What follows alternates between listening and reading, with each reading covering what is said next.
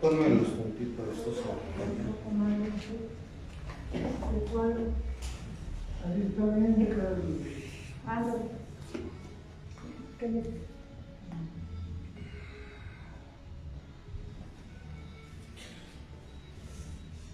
Hasta aquí nos quedamos la ocasión anterior. Nada más darle un poco de enfoque y ábrelo un poquitito más ahí. ¿O están mal mis...? No. Otro poquito. Más. No. Tiene que verse casi negro. ahí, porque si le hago más para acá, yo A ver. ahí, Más. Otro chiquitito. ahí para el poquito. Ya. ¿Por donde están ustedes se ve bien, compadre? Sí. Irene. Sí. ¿Sí? Bien. Ahí está. Ya habíamos, ¿empezamos? Sí, ¿O ya. ya está transmitiendo? Ya está. Perdón, buenas noches, ya estamos transmitiendo, me falta el micrófono, pero es que nos deben de entender, perdón, se me fue mi teléfono para quien está ahorita con la capilla, con la rectoría, entra mi Face también en estos momentos. Para la continuidad de nuestra formación, de nuestras pláticas sobre el Catecismo de la Iglesia Católica, retomo el número 144 del mismo, donde la semana pasada vimos, después de resumir el baluarte de la Sagrada Escritura con la tradición, el magisterio de la Sagrada Escritura como bases de nuestra fe, hoy continuamos con la primera gran profesión que tiene el cristiano, que nosotros conocemos como el Credo de los Apóstoles, y después sustentado ante los problemas que hubo en los primeros siglos por el concilio niceno-constantinopolitano, que nos da el credo que nosotros normalmente repetimos todos los domingos, excepción de la Pascua, excepción que también de la Cuaresma se puede hacer el credo de los apóstoles. Bien, la obediencia de la fe, decíamos en ese momento, obedecer, ob audire, esa es la raíz latina, ob audire, que significa saber escuchar. Eso es la obediencia, saber escuchar. En la fe es someterse libremente, nadie está obligado, a una palabra escuchada porque su verdad está garantizada por Dios. La verdad misma, es decir, Dios es la verdad, Dios no te va a mentir. De este saber escuchar, nuestro padre en la fe se llama Abraham, que es un caldeo. Recordemos en el libro del Génesis que él es llamado por Dios para salir a la tierra prometida, dejando todas sus propiedades, llevando consigo nada más a su familia. Abraham es el modelo que nos propone la Sagrada Escritura, y en quien se realiza esa obediencia, es saber escuchar, es en la persona de María, en la realización más perfecta de la misma, al decir, ella, hágase en mí tu voluntad. Bien, nuestro padre Abraham, padre de todos los creyentes, como lo habíamos dicho. La carta a los Hebreos, que viene en el Nuevo Testamento, en el gran elogio de la fe de los antepasados, insiste particularmente en la fe de Abraham. Por la fe, Abraham supo escuchar, es decir, obedeció y salió de Caldea para el lugar que había de recibir en herencia, y salió sin saber a dónde iba. Pero aquí viene una de las consideraciones de la fe, que por eso es fe, por eso no es una ciencia exacta. Por eso estábamos hablando del terreno espiritual, por eso hablamos de una de las partes importantes del ser humano. si todo fuera tan racional, explicaríamos o sabríamos explicar los sentimientos de odio, el sentimiento del amor, el sentimiento de la desesperanza, el por qué lloras. Si eso no tendría ninguna explicación en el sentido profundo si no me lo demostraras. Si tú te encuentras a alguien llorando, puede ser porque se le murió a alguien, o a lo mejor llora de felicidad, no lo sabemos. Si alguien tiene los ojos cerrados, a lo mejor está meditando y nosotros pensamos que está dormido, pero ¿qué tal si está ciego? Entonces, nosotros no podemos concebir, valga la expresión, no podemos conceptualizar todo a la luz de la razón. La fe es donde entra a veces la razón sin razón. Perdón este juego de palabras. La razón del ser se da sin la razón de lo que se espera. Y que se debe de esperar porque hay una verdad que se nos dará. Pero no la conocemos, pero sabemos que está. Perdón. Voy a hacer un desequilibrio en estas palabras. Hay signos vitales, por ejemplo, en una mamá que se sabe que su vientre está creciendo. Su vientre se desarrolla y en ese vientre se desarrolla una vida. ¿Están de acuerdo? Sí. Pero no sabe qué va a hacer si no le dice el doctor si es niño o es niña. Pero nadie le dice hacia el futuro si ese niño o esa niña va a ser un mediocre o va a ser un triunfador. Nadie le determina en ese momento qué va a hacer de largo de su vida. Me refiero si va a tener una profesión o si no va a tener una profesión. Si va a ser obediente o si va a ser desobediente. Si va a ser rebelde o va a tener una sana convivencia con los demás. Nadie lo sabe. Sin embargo, sabe que hay vida. Y una vida que ya no es propia. Si de aquí consideráramos esto, pero voy a abrir un paréntesis de lo que estoy hablando. Si muchas niñas se dieran cuenta de que la muestra del amor que les pide el mozalbete, por no decirle otra cosa, contrae no un riesgo, no hablo de riesgos, hablo de la apertura a la vida, en lo que ellos consideran amor, pensarían 3 veces si tienen relaciones premaritales, porque la consecuencia de toda relación premarital en un alto riesgo o en un alto grado puede ser la gestación. No estoy hablando, y espérenme, no, padre, usted está anticuado. Los chamacos hoy en día traen, aparte en la cartera, traen un artefacto de hule. Entonces no te está amando, porque la entrega no es completa. Está buscando la satisfacción, pero eso no es amor. Y si a ti, mi reina, te dicen al otro día, tómate esta pastilla, porque hay pastillas del día siguiente, pues sabes que mi vida no te quisieron, te utilizaron. No, pero es que, y así se las juegan. ¿Qué es más pecado? No es que es más pecado. Traer a hijos al mundo para que no puedan comer. No. ¿Sabes qué es lo más pecado? ¿Qué es mayor pecado antes de traer un niño? El que no sepas, pedazo, que estás utilizando a una persona del sexo opuesto para darte una satisfacción personal y dejarte llevar por la pasión más que por el sentimiento. Eso sí es una falta de respeto y eso sí es pecado, que sabiendo que no vas a afrontar tu responsabilidad, hagas uso de la persona. Y se puede hacer uso de la persona en miles de cosas, no solamente estoy hablando desde este terreno, estoy hablando desde lo laboral, estoy hablando también desde lo educativo, estoy hablando de la relación padres-hijos, pero también en una relación donde le bajas el sol, la luna y las estrellas y a la persona la dejas impávida, porque cuando sale una consecuencia de un embarazo y le dice el varoncito, porque así son los varoncitos, ¿y qué tal si no es mío? Hijo. Padre, estábamos hablando de la fe, es garantía de lo que se espera. Pero te esperas una respuesta de acuerdo a lo que das. Abraham dio toda su persona y toda su familia y confió en Dios. Y sin embargo no entró a la tierra prometida. Padre, pero ¿por qué razón Abraham no entró a la tierra prometida? Porque no era su tiempo, porque simple y sencillamente fueron muchos recorrer ante otra vez el pecado de la idolatría.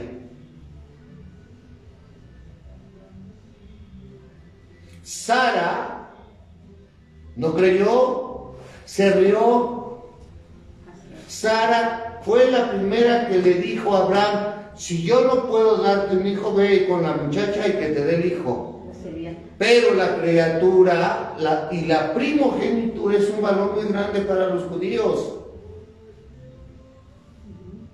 Pero el primer hijo de Abraham fue hijo de la criada.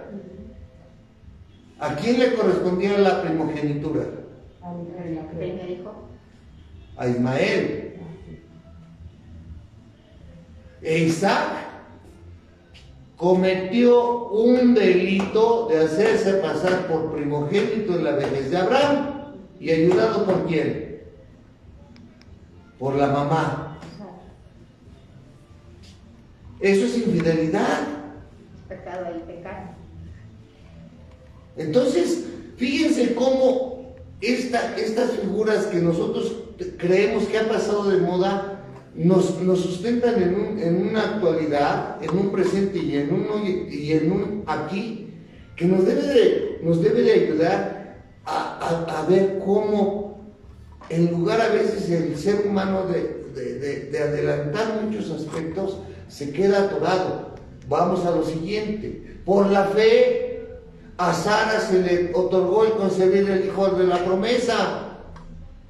Y miren que aquí en este sentido Yahvé fue muy especial con Abraham. Le promete: sal de tu tierra porque haré de ti una nación tan numerosa como las estrellas del cielo y como las arenas del mar. ¿Sí? Pero ¿cómo va a ser posible? Yo estoy viejo, mi mujer es estéril, me estás prometiendo lo imposible. El año que viene tu esposa quedará encinta. Y Sara se ríe. Y sin embargo concibe a Isaac. Y lo primero que le dice Yahvé a Abraham es: dame la vida de tu hijo.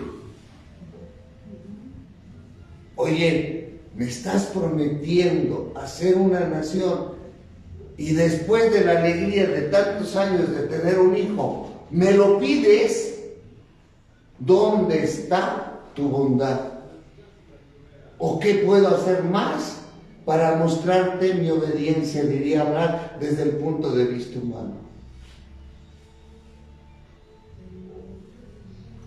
La respuesta es que lleva al muchacho y cuando entra en el altar, vayan escuchando las palabras y dense cuenta por qué la misa no es un invento de la iglesia.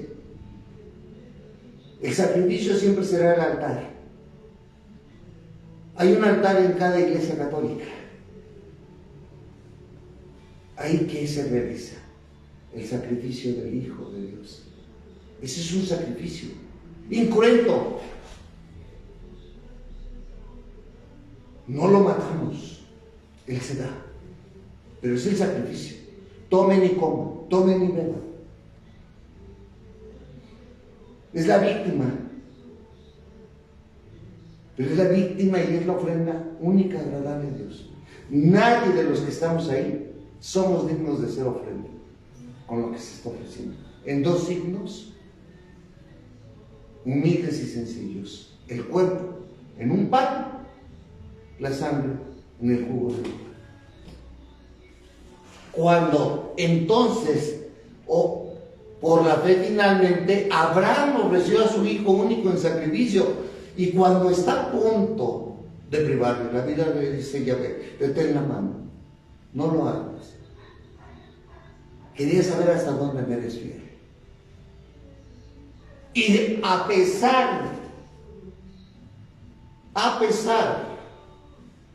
de que la primogenitura era de Ismael, Yahvé le dio la concesión y el lugar ¿a quién? A Abraham. Y Abraham fue Isaac, y de Isaac fue Jacob, y de Jacob fueron las 12 tribus de Israel. Esos son los antecedentes del pueblo judío. Por eso pongo ese orden, porque Dios cumple su palabra. Abraham realiza así la definición de la fe por la carta a los hebreos. La fe es garantía de lo que se espera, la prueba de las realidades que no se ven. Nadie nos puede hablar de la vida eterna porque el único que ha regresado es Jesús. Creyó Abraham en Dios y le fue reputado como justicia. Y por eso, fortalecido por su fe, Abraham fue hecho padre de todos los creyentes. Les dije que nosotros somos hijos de Abraham.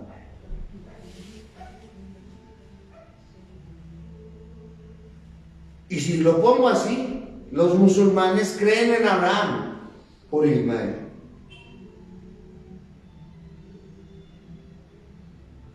Porque de ahí nace la gran división de los ismaelitas y de los árabes con los judíos.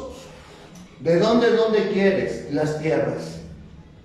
De aquí para acá, hasta donde veas. A Isaac me le das el resto. Pero el padre común es Abraham.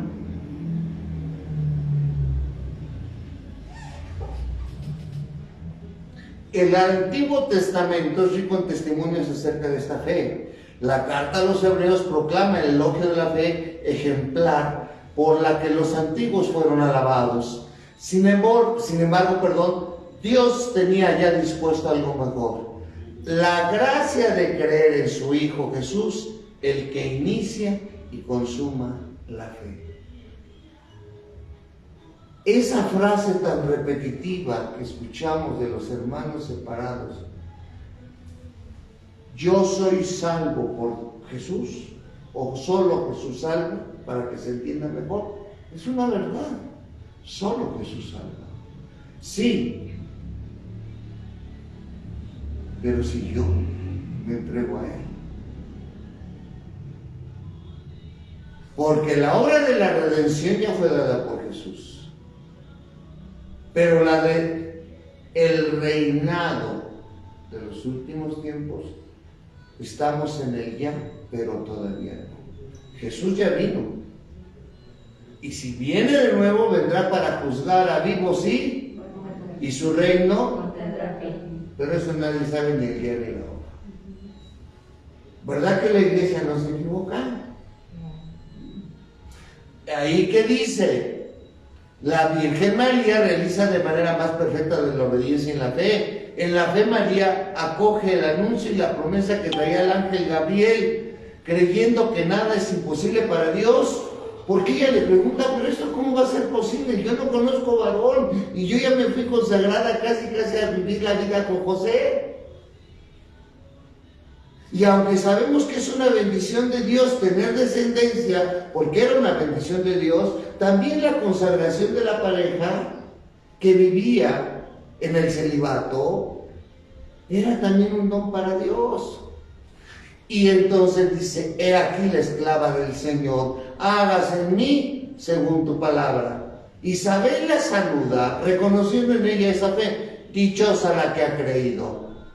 Está hablando de María, porque en ella se cumplirán las cosas que le fueron dichas de parte del Señor. No fue cualquiera el que le habló, fue el mismo Dios a través del arcángel. Por esta fe, todas las generaciones la proclamarán bienaventurada. ¿Por qué? Porque a través de la fe nace el Salvador y el Salvador viene a consumar y es la plenitud de la fe. Bienaventurada. ¿Se acuerdan del domingo en San Lucas? Bienaventurados los pobres de espíritu, porque de ellos será. Así no esté en la misma acción que el Hijo. Es más, al Hijo le dice todo lo que puede decirle una madre, sin embargo, deja al Hijo que actúe. Eso nos convendría a algunos padrecitos escuchar. No, mismo tiempo e inseparablemente un asentamiento libre. Nadie te forza a toda la verdad que Dios ha revelado. ¿Y qué es lo que ha revelado? Que en su Hijo se da la salvación, que María es siempre virgen, que la Iglesia está constituida a través del mandato apostólico, que tiene 7 sacramentos, que respeta los 10 mandamientos, que Jesús resume en 2 y que simple y sencillamente la Iglesia es la depositaria de la fe. Ahora sí voy a hablar como católico para que no piensen que soy protestante. Esta es la verdad. Mi adhesión a Dios me da todas estas garantías. En cuanto a adhesión personal a Dios y el asentimiento a la verdad que Él ha revelado, la fe cristiana difiere de la fe de una persona en una persona humana. Sí, yo puedo tener confianza en ti, pero eso no es fe. Ser un mimugre, ser manihuis, como se dicen ahora, está muy bien, pero el día que me fallas, el día que me llegas hasta el copete, o el día que ya no te quiero ver o no te aguanto, me puedo dar la vuelta. Por eso habla de una diferencia esencial. Es justo y bueno confiarse totalmente en Dios y creer absolutamente lo que Él dice. Sería vano y errado poner una fe semejante a la de Dios en una criatura. Así es que por eso, señoras, se queman ustedes luego. Es que yo confié en Él. Es que yo le di todo mi vida. Es que yo le di todo mi amor. Es que yo viví los mejores años, le di los mejores años de mi vida. ¿Y quién te los pidió? Ay, no diga eso. Yo pensé que era para toda la vida. Pues para eso se casa uno. No, yo me casaría para ser feliz, no para complacer al otro. Pues que el otro me complace en todo, ¿o qué? Es más, ni siquiera si tú hablas a una estación de radio y te toca dentro del horario que está tu locutor preferido, la melodía que le pides, ay, qué bueno, y si no sigues esperando a ver cuando te la toca, y como te la tocan incompleta para que compres pues ahora ya no hay discos, ¿verdad? Pues quién sabe qué haya, pero antes se compraban discos, se compraban CDs del grupo preferido. Bueno, pero ahora te venden un boleto para sus conciertos. Pues entonces imagínatelo. Para el cristiano creer en Dios es inseparablemente creer en aquel que ha enviado, pues claro, su Hijo amado, que es Jesús, en quien ha puesto todas sus complacencias. Dios nos ha dicho que le escuchemos. El Señor mismo dice a sus discípulos, crean en Dios, crean también en mí. Podemos creer en Jesucristo porque es Dios, el Verbo hecho carne. Dice así, a Dios nadie le ha visto jamás. El Hijo único que está en el seno del Padre es quien lo ha contado, porque ha visto al Padre. Él es el único en conocerlo y en poderlo revelar. Y si alguien duda de la existencia de Jesús, que vaya a la historia universal.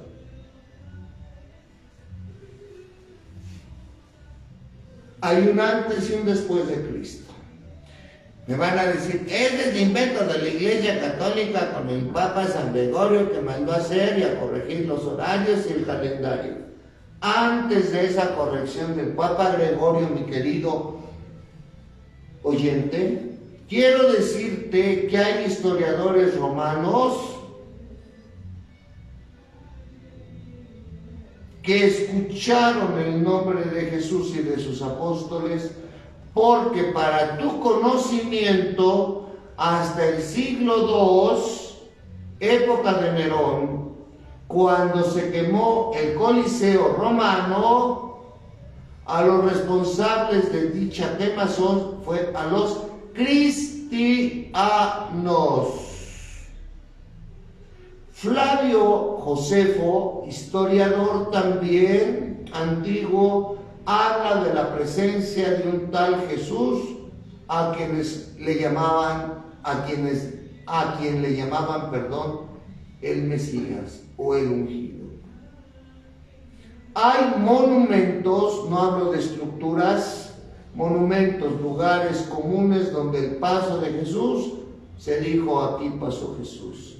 Hoy en día todavía existen y no son puntos tan solo comerciales. Te voy a mencionar 3, papito, para que no te engañen. Uno es el mar de Galilea, que no se ha secado. 2, el monte Sinaí, Caná de Galilea, y ya llevo 3.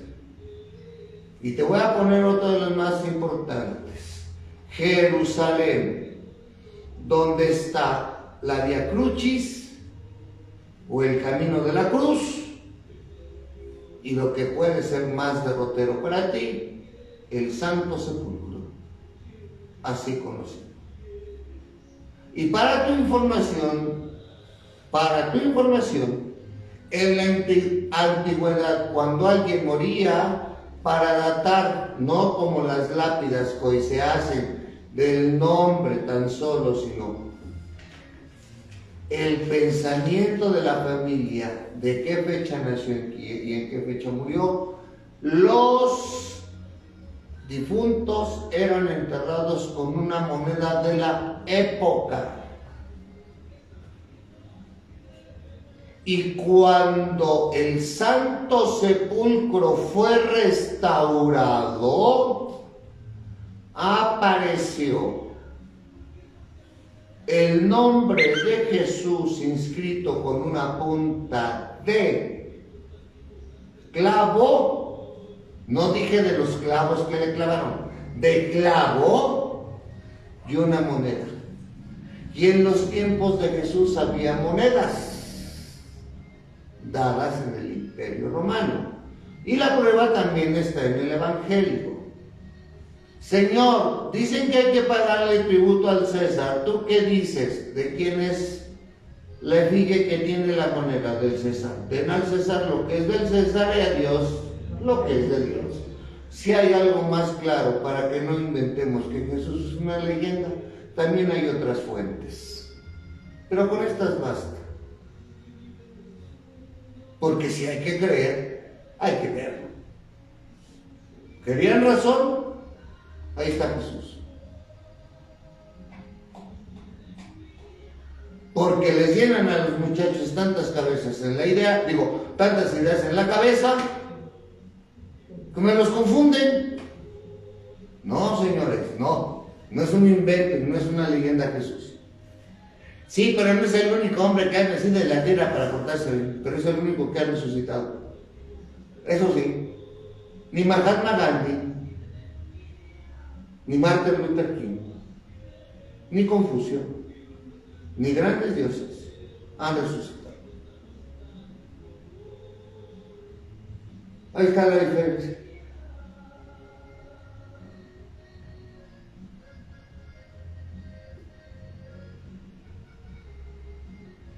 Se quedaron muy callados. Creer en el Espíritu Santo, porque ya vamos con el Padre, el Hijo y el Espíritu.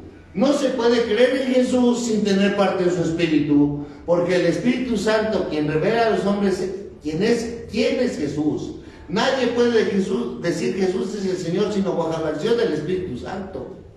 El Espíritu Santo todo lo sondea hasta las profundidades de Dios. Nadie conoce lo íntimo de Dios sino el Espíritu de Dios. Solo Dios conoce a Dios enteramente. Entonces nosotros creemos en el Espíritu Santo porque es el resultado tan profundo del amor y del Padre, tan profundo que nos deja ese amor que se tiene en la persona del Espíritu Santo. La Iglesia no cesa de confesar su fe en un solo Dios, Padre, Hijo y Espíritu Santo. Padre, Hijo y Espíritu Santo son tres personas y un solo Dios verdadero. Por eso nosotros le llamamos Trinidad, porque el Padre es uno, el Hijo es otro y el Espíritu Santo es otro en sus misiones. Subrayen, misiones. Dios Padre crea, Dios Hijo salva, Dios Espíritu santifica. Repito, Dios Padre crea, Dios Hijo salva, Dios Espíritu Santo santifica. A ellos no, señores, al hombre. Dios crea al hombre, Dios Jesús salva al hombre, el Espíritu Santo santifica al hombre.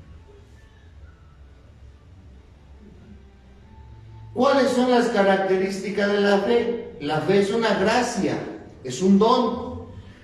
Cuando Pedro confiesa que Jesús es el Cristo, es decir, el ungido, el Hijo de Dios vivo, Jesús le declara que esta revelación no ha sido dado por la carne y la sangre, o sea, no es una revelación humana, sino del Padre que está en el cielo, es divina. La fe es un don de Dios, es una virtud sobrenatural infundida por Él. Por eso no se coman las palabras o las frases repetitivas de gente que no conoce la fe o que la fe la malinterpreta. Es que yo perdí la fe cuando supe que el Padre había hecho esto. Yo perdí la fe porque nadie pierde lo que no tiene. No, pero entonces todos son iguales. ¿Por qué se ponen a decir que esto y aquello?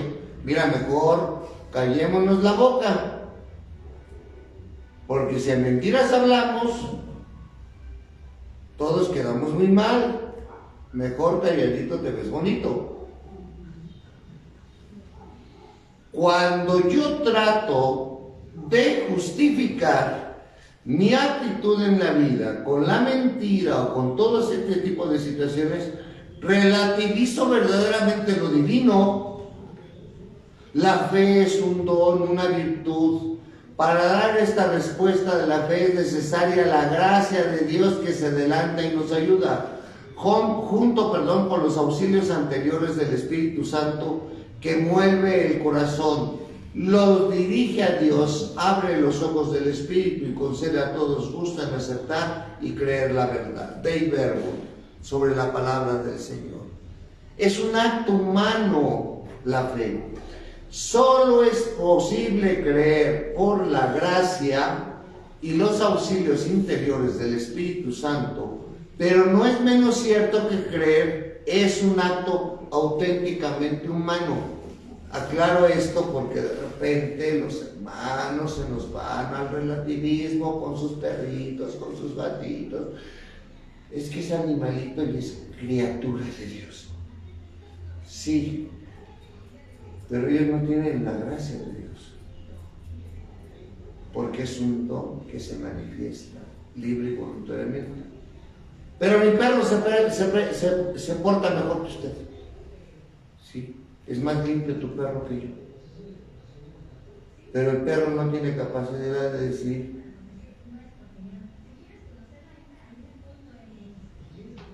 tú lo puedes llevar a la escuela y lo van a maestrar. No es contrario ni a la libertad ni a la inteligencia del hombre depositar la confianza en Dios y adherirse a las verdades por Él reveladas. Ojo, quien les diga a ustedes que ser cristiano, ser creyente, es ser un borrego que no piensa, fíjense en esa línea. No es contraria ni a la libertad ni a la inteligencia depositar la confianza en Dios. ¿Quién les dijo que la fe está peleada con la ciencia? No saben, y ahorita lo van a ver. La fe y la inteligencia, la fe y la ciencia. Van a ver. Me encantan estos puntos porque estas no las sabíamos. Pues no, nunca lo sabes porque piensas que la iglesia está retrógrada y no está actualizada. Si supieras que este catecismo tiene más de 15 años y nadie lo conoce en ocasiones, te espantarías. Voy. Y continúo. Ya en las relaciones humanas no es contrario a nuestra propia dignidad creer lo que otras personas nos dicen sobre ellas mismas, sobre sus intenciones y prestar confianza a sus promesas, como por ejemplo cuando un hombre y una mujer se casan, para entrar así en una comunión mutua. Por ello es todavía menos contrario a nuestra dignidad presentar por la fe la sumisión plena de nuestra inteligencia y nuestra voluntad al Dios que se revela, y entrar así en comunión íntima con Él. Tan fácil fue el ejemplo. Si confías en este hombre que dice que te ama solamente porque te prometió matrimonio y a los 3 meses te deja, y están en la misma razón y tú le crees, ¿por qué no le crees a Dios que nunca te va a fallar? Es como si yo, con todo respeto, que conozco mucha gente separada o no casada por la iglesia, les diría, si yo no fuera cura, yo no creo en el matrimonio, mejor le digo así, y me presentara con esa convicción ante cualquier matrimonio que tiene unos hijos bien formados, etcétera. Pues ustedes serán la excepción, pero la mayoría de los matrimonios siempre están como perros y gatos o ya viven separados. Es decir, no sirvieron ellos, pero eso no quiere decir que no sirva el matrimonio.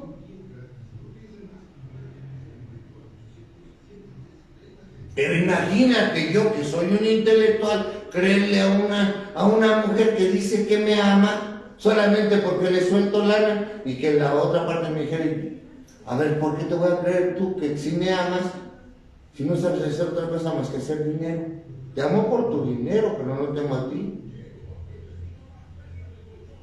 A ver, ¿verdad que los ejemplos son muy claros? Imagínense ustedes, papás, para que chillen un rato, que cualquiera de los hijos de ustedes se acercara y les dijera, bueno, pues me tocó vivir con ustedes, y si los tengo aquí es porque estoy esperando que se mueran para quedarme por la casa. ¿Qué le dirían a su hijo? Hasta calladas se quedaron.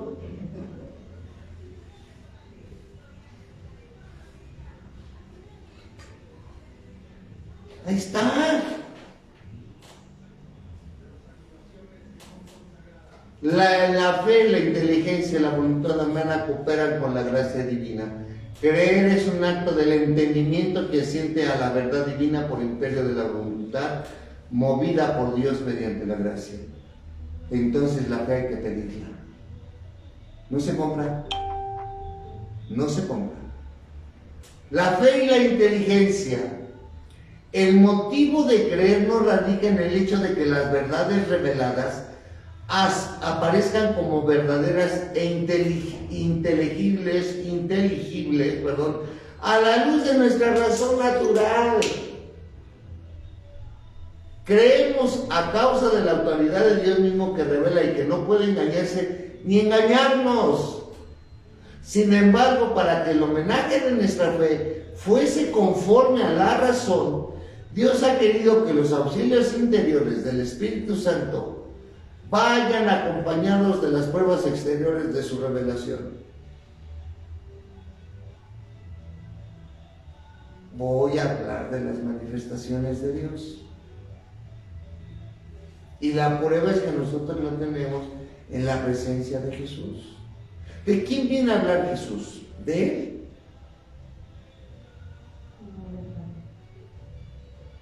¿Con quién se pone a hablar Jesús cuando termina su labor apostólica? Con su Padre. ¿A quién le dedica esa intimidad? Al Padre.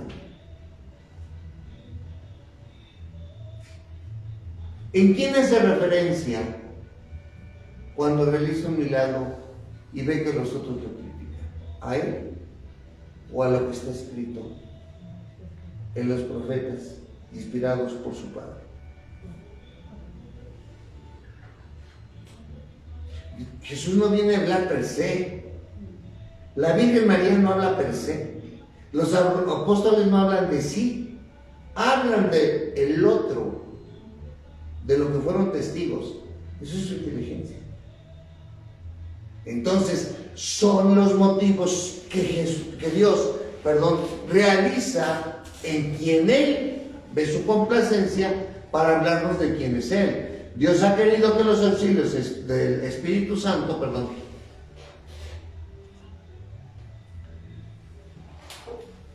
vayan acompañados de estas pruebas. Los milagros de Jesús y de los santos, las profecías, la propagación y la santidad de la iglesia, la fecundidad y su estabilidad son signos certísimos de la revelación divina adaptados a la inteligencia de todos. Motivos de credibilidad que muestran que el asentimiento de la fe no es en modo alguno un movimiento ciego del espíritu. Entró la razón. Creo porque veo. Porque el hombre es tangible. Y todos los signos, incluso los signos sacramentales, son divinos. Nadie te echa un algo, valga la expresión, para decir, vas a creer. No. Este signo que te estoy entregando significa esto. La cruz, la unción, una vela encendida, una hostia consagrada, un trago de vino, un ungüento en la enfermedad, un signo de absolución, son signos sensibles. Esto entra en la razón. Esto entra por los sentidos. Ahí está la presencia. Y ahí está la inteligencia. La fe es cierta, más cierta que todo conocimiento humano, porque se funda en la palabra misma de Dios, que no puede mentir. Ciertamente las verdades reveladas pueden parecer oscuras a la razón y a la experiencia humanas, pero la certeza que da la luz divina es mayor que la que da la luz de la razón natural. Y lo dice un teólogo que fue muy racionalista, Santo Tomás de Aquino, que tiene solamente 5 vías para demostrar la existencia de Dios. A la razón. Y algunos que me estén escuchando, si han leído a Santo Tomás con la Suma Teológica, que son 5 libros, 5 tomos, de más de 400 páginas cada libro, lea por favor las vías de San Agustín, de Santo Tomás. Cuando lean a Santo Tomás, por favor, vayan al uso de la razón. No multiplica ahí la fe. Porque a la luz de la razón muestra Santo Tomás la existencia de Dios. Y algunos me dirán, esas pruebas ya fueron refutadas, pero nunca. Una cosa es la refutación y otra cosa es la comprobación. No, pero usted está hablando de los escolásticos de la Edad Media. La Edad Media fue clarísima precisamente por la razón, para dar la sinrazón a la sinrazón de Lutero, una razón de lo que se vivía, para información, entre otros. Sí, porque todo lo quieren arreglar a través de la razón, pues ahora le vamos a entregar la razón. Y termino con esta parte. La fe y la ciencia. A ver, ¿me salto la primera o vemos hasta la segunda? Porque la fe trata de comprender, comprensión, no es entendimiento. Y está la fe y la ciencia. ¿Me la salto o veo las dos?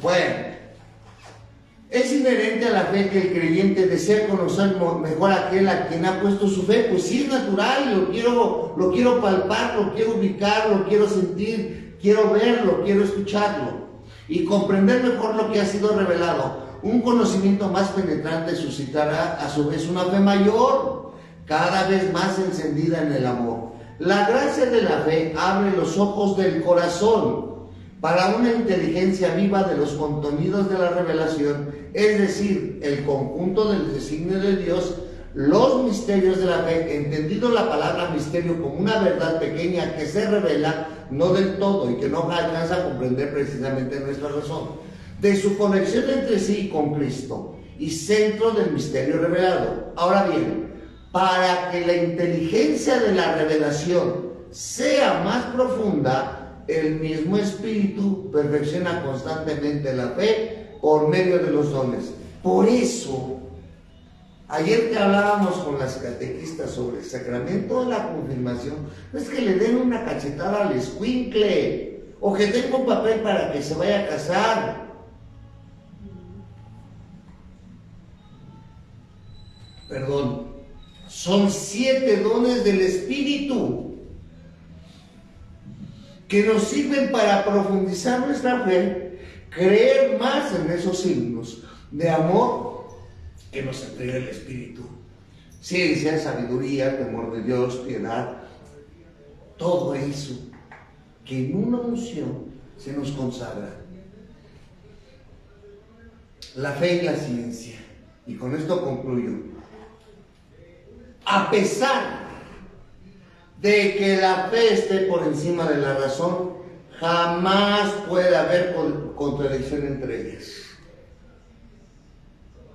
Subrayen, puesto que el mismo Dios que revela los misterios e infunde la fe, otorga al espíritu humano la luz de la razón. ¿Ya ven cómo no somos borregos? ¿Cómo sí pensamos? Dios no puede negarse ni a sí mismo, ni lo verdadero contradecir jamás a lo verdadero. Por eso la investigación metódica en todas las disciplinas, si se procede de un modo realmente científico y según las normas morales, nunca estará realmente en oposición con la fe. Porque las realidades profanas y las realidades de fe tienen su origen en el mismo Dios. Piensa que estamos enojados con la ciencia, pedazos. La aceptamos y que nos ayude.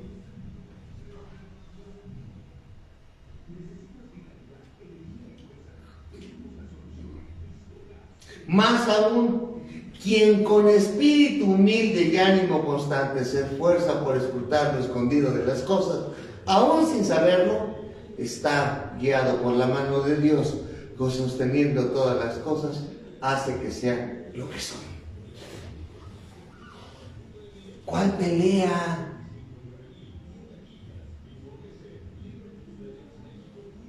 No le tengan miedo a la ciencia.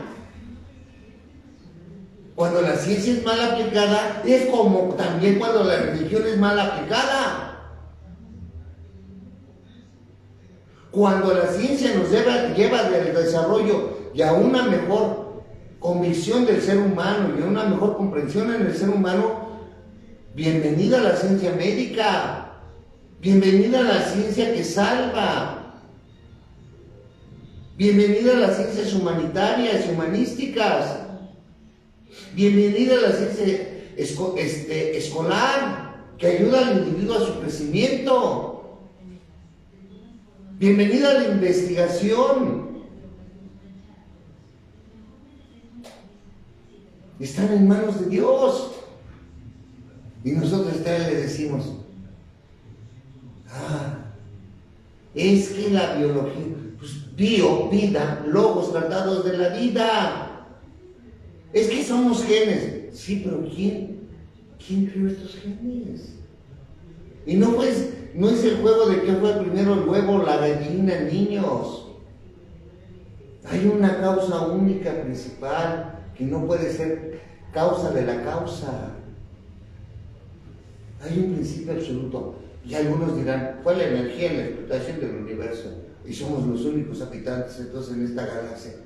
¿Saben cuántas galaxias ha descubierto el hombre en las ciencias? Por favor. Entonces, voy a terminar con esto para que no piensen que estamos de malas. El hombre al creer debe responder voluntariamente a Dios. Nadie debe ser obligado contra su voluntad a abrazar la fe. Mamás, ahí se los dejo de tarea. Y es que mi hijo no viene, por algo será. Tú no lo puedes obligar. En efecto, el acto de fe es voluntario por su propia naturaleza. Ciertamente Dios llama a los hombres a servirle en espíritu y en verdad. Por ello quedan vinculados en conciencia, pero no coaccionados. Qué hermoso está eso. Léanlo, pónganlo en un cuadro. La Iglesia Católica dice que nosotros estamos vinculados en conciencia por la fe, pero nunca seremos coaccionados. La coacción implica lo que ustedes utilizan a veces como palabrería. Si tú no vas el día de mañana que necesites de Dios, va a ser muy tarde. Pero te pediré a ti que por lo menos ese día te acerques y comulgues para que mi alma se salve. No. Esto se hizo patente sobre todo en Cristo Jesús.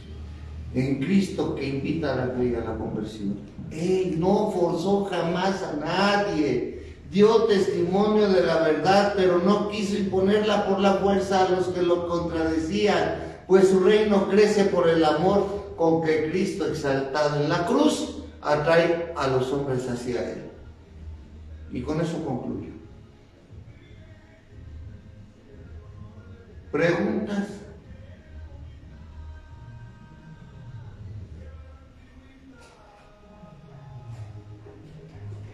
Se le queda viendo la tesarona así como diciendo, ¿será cierto? Pues esto es lo que dice la iglesia. Yo nada más le paso lo que les dice la iglesia, no lo que digo yo.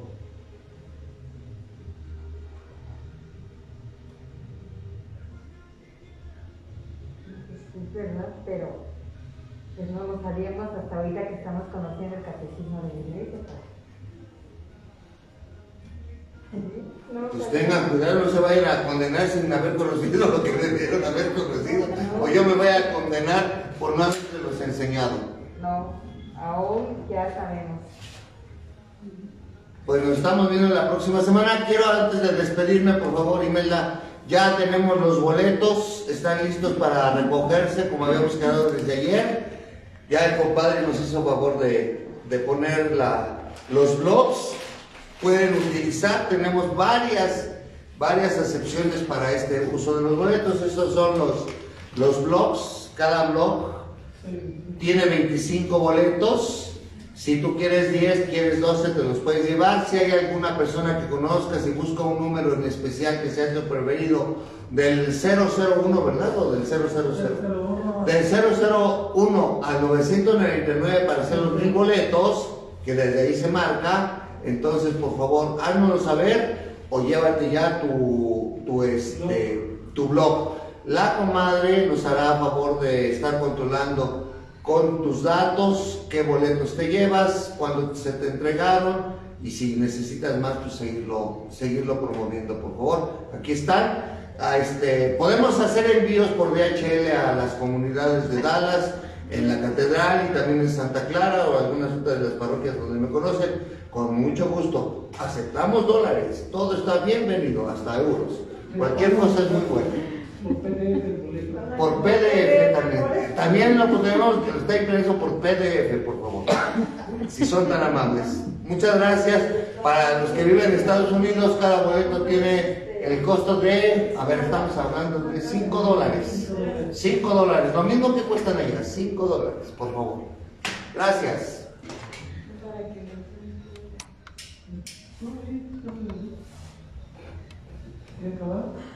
Ya acabamos.